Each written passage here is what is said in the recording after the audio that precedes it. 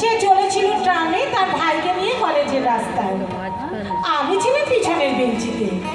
মুখের এক পাশের নিটল রেখাটি দেখা যায়, আর ঘাড়ের উপর কোমল চুলগুলি খোপার নিচে। কোলে তার ছিল বই আর খাতা। যেখানে আমার নাম্বার সেখানে নামা হলো না। এখন থেকে হিসেব করেই বেরোই। সেই হিসেব আমার কাজের সঙ্গে ঠিক মেলে না, প্রায় মেলে ওদের বেরোবার সময়ের সঙ্গে। প্রায় হয় দেখা, মনে মনে ভাবি আর কোনো সম্বন্ধ না থাক, ও তো আমার সহযাত্রী নেই। নির্মল বুদ্ধির চেহারা, ঝকঝক করছে যেন সুকুমার কপাল থেকে চুল উপরে তোলা, উজ্জ্বল চোখের দৃষ্টি, নিঃসংকোচ। মনে ভাবি একটা কোনো সংকট দেখা দেয় না কেন, উদ্ধার করে জন্ম সার্থক করি। রাস্তার মধ্যে একটা কোনো উৎপাত, কোনো একজন গুন্ডার স্পর্ধা, এমন তো আজকাল ঘটেই থাকে। কিন্তু আমার ভাগ্যটা যেন খোলা জলের ডোবা, বড় কোনো ইতিহাস ধরে না তার মধ্যে। নিরীহ দিনগুলো ব্যাঙের মতন একঘেয়ে ডাকে, না সেখানে হাঙর কুমিরের নিয়ন্ত্রণ, না রাজহাঁসের। একদিন ছিল ঠেলাঠেলির ভিড়। কমলার পাশে বসেছে একজন আধা ইংরেজ। ইচ্ছে করছিল অকারণে টুপিটা দিয়ে উড়িয়ে তার মাথা থেকে ঘাট ধরে তাকে রাস্তায় দিয়ে নামিয়ে। কোনো ছুতো পায়নি, হাত নিষ্পিস করে। এমন সময় সে এক মোটা চুরুট ধরিয়ে টানতে করলো শুরু। কাছে এসে বললো, হ্যালো চুনট, যেন পেলেই না শুনতে। ধোঁয়া ওড়াতে লাগলো বেশ গোড়ালো করে। মুখ থেকে টেনে ফেলে দিলেন চুনট রাস্তায়। হাতে মুঠো পাঠিয়ে একবার তাকালো কটমট করে, আর কিচ্ছু বললে না, এক লাফে নেমে গেল। বোধহয় আমাকে চেনে।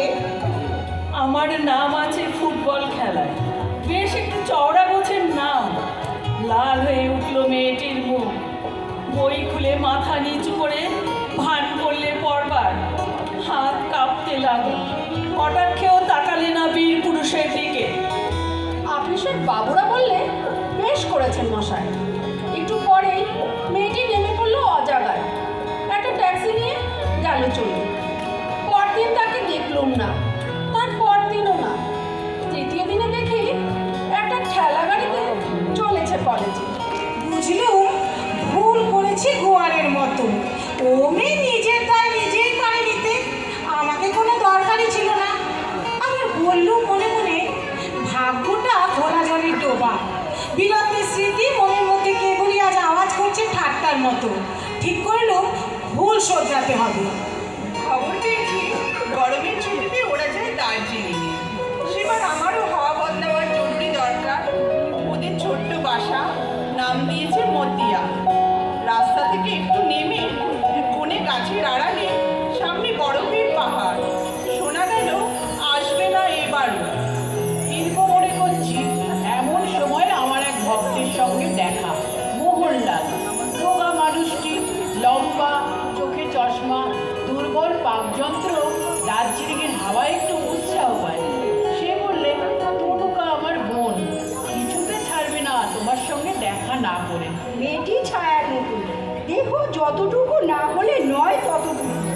যতটা পড়াশোনায় ঝোঁক, আহারে ততটা নয়। ফুটবলের সর্দারের পর তাই এত অদ্ভুত ভক্তি। মনে করলে আলাপ করতে এসেছি, সে আমার দুর্লভ দয়া। হায় রে ভাগ্যের খেলা। যেদিন নেমে আসবো তার দুদিন আগে তনুকা বলে, একটি জিনিস দেবো আপনাকে, যাতে মনে থাকবে আমাদের কথা। একটি ফুলের গাছ। এ আর পুষ্পা চুপ করে রইল। তনুকা বললে, দামি দুর্লভ গাছ, এই দেশের মাটিতে অনেক যত্নে বাঁচে। জিজ্ঞেস করলেন নামটা কি? সে বললে, ক্যারিবিয়া। চমক লাগলো, আর একটা নাম ঝলক দিয়ে উঠল মনের অন্ধকারে। হেসে বললে, ক্যামেলিয়া। সহজে বুঝি এর মন মেলে না। তনুকা কি বুঝলে জানি না, হঠাৎ লজ্জা পেলে, খুশিও হলো। চললেন টক শুদ্ধ গাছ নিয়ে। দেখা গেল পার্শ্ববর্তী হিসেবে সহযাত্রীটি সহজ নয়। একটা দোক আমরা গাড়িতে, টকটাকে লুকোলেম নাবার ঘরে। থাক এই ভ্রমণ বৃত্তান্ত। বাদ দেওয়া যাক আরও মাস কয়েকের তুচ্ছতা। পুজোর ছুটিতে প্রহসনের জবনিকা উঠল সাঁওতাল পরগনায়। জায়গাটা ছোট, নাম বলতে চাইনি। বায়ু বদলের বায়ুগ্রস্ত দল এ জায়গার খবর জানে না। কমলার মামা ছিলেন রেলের ইঞ্জিনিয়ার। এইখানে বাসা বেঁধেছেন শালবনের ছায়ায় কাঠবিড়ালিদের পাড়ায়। নীল পাহাড় দেখা যায় দিগন্তে, অদূরে জলধারা চলেছে বালির মধ্যে দিয়ে। পলাশবনে তসরের গুটি ধরেছে। মহিষ চড়ছে হর্তুকি গাছের তলায়, উলঙ্গ সাঁওতালের ছেলে পিঠের উপরে। বাসা বাড়ি কোথাও নেই, তাই তাঁবু পাতলেন নদীর ধারে। সঙ্গী ছিল না কেউ, কেবল ছিল সেই ক্যামেলিয়া। কমলা এসেছে মাকে নিয়ে। রোদ উঠবার আগে হিমে ছোঁয়া স্নিগ্ধ হাওয়ায় শালবাগানের ভিতরে বেড়াতে যায় ছাতে হাতে। মেজো ফুলগুলো পায়ে এসে মাথা পড়ে, কিন্তু সে কি চেয়ে দেখে। অল্প জল, নদী পায়ে হেঁটে বেরিয়ে যায় ওপারে।